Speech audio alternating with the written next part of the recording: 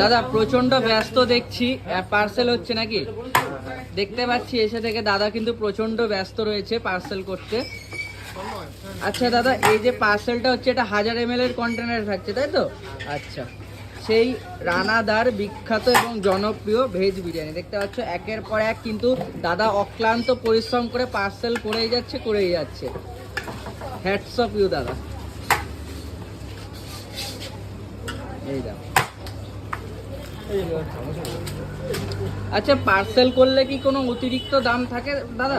না না, যেটা দাম সেটাই, তাই তো? আচ্ছা।